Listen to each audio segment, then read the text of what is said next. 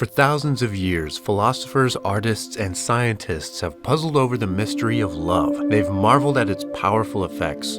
Plato said love was a kind of insanity. And even before cheap pop songs called love a drug, ancient poets compared love to wine. They said being in love was like being drunk. And this is a really fascinating example because there are some similarities between being drunk and being in love on the neurochemical level. In both cases, large amounts of dopamine are released, which results in a euphoric experience. Not to mention the fact that alcohol notoriously inhibits judgment. As a central nervous system depressant, it affects the prefrontal cortex of the brain, resulting in a kind of changed perception, which is commonly called beer goggles. Other people appear more attractive to you when you are intoxicated, and the same thing happens when you are in love. According to Harvard Medical School, love deactivates the neural pathways responsible for social judgment. So just as alcohol distorts the vision, inhibits judgment, and makes other people seem more attractive than they are, love has the same effect on us, sometimes to an even greater degree, which makes sense when you think about it.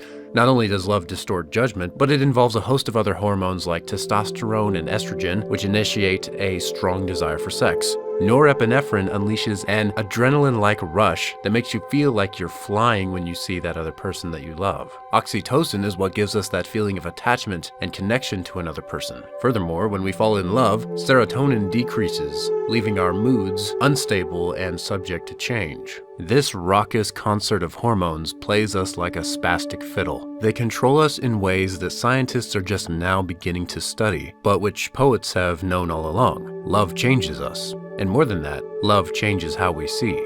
Shakespeare famously said, "Lovers have such seething brains, such shaping fantasies. The lover, all as frantic, sees Helen's beauty in a brow of Egypt." In other words, even the ugliest person seems to be the most beautiful person, Helen of Troy herself, when you are in love with her. Love erases the flaws of the beloved and sees only beauty. It says, "You are altogether beautiful, my love. There is no flaw in you." Alexander Pope put it this way, "My fancy formed thee of angelic kind, some emanation of the all-beauteous mind."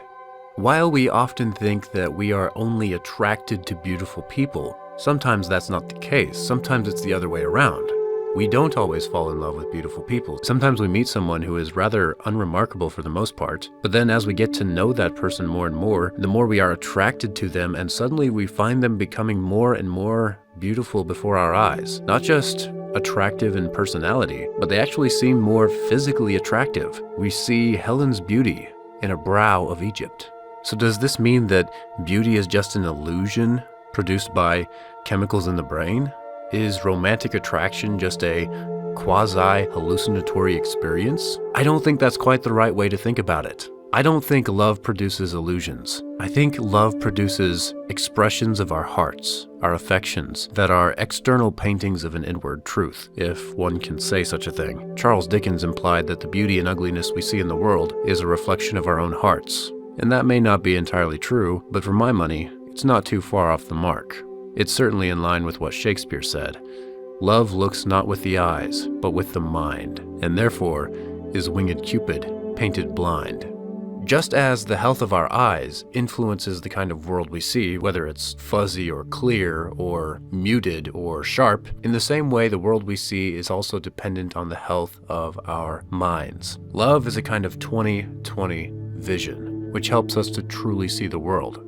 This is a call to cultivate your inner life and to leverage the power of love to accent your relationships. Actual physical beauty only lasts for a little while, but since love changes how we see, our loved ones can always be beautiful in our eyes, despite their changing faces and bodies, from the first day we meet them to their last day on earth. If we love them, we can honestly say, "You are altogether beautiful," because we have the power to love forth beauty into the world.